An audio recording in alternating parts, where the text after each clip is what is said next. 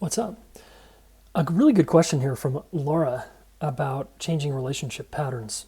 Laura asks, has anyone here succeeded in undoing relationship patterns that no matter how successful you are at understanding them, you just keep having them anyway? So I love this question, Laura, because we can cognitively understand our relationship patterns, right? Oh, I understand that this person is not good for me, but why do I keep going back?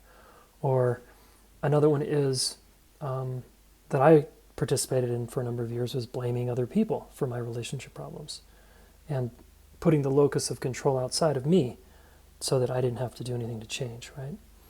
But I broke that relationship pattern by taking massive personal responsibility to do something different in my life.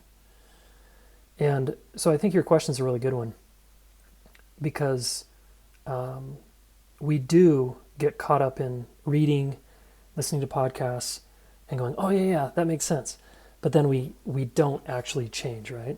So I think the most powerful way to change is inside of a relationship, to name your pattern with the person you're with.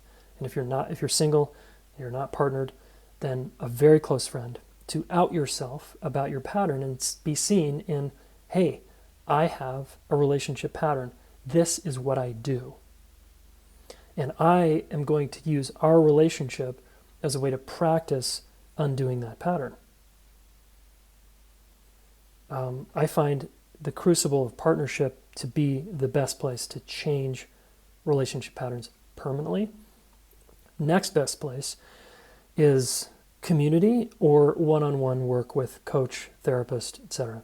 Community, it means a group, men's group, women's group, a course that's long, that's not just a couple days, that's 6 weeks, 6 months, 9 months, longer, where you get to practice being yourself over and over again. And yeah, there's that pattern again. And you just continue to say, yeah, I'm doing that thing again, where I name your pattern.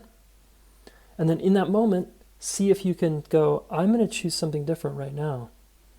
And it's often going to be scary. You might even be terrified. So Laura, I'd have to know exactly what your pattern is to see if I could help you. But these are some general guidelines that I hope help you and others who are probably have the same question. So if you can relate to Laura's question, comment below. And if you got a suggestion too that's helped you transform your relationship patterns, drop that in the comments below. Thanks.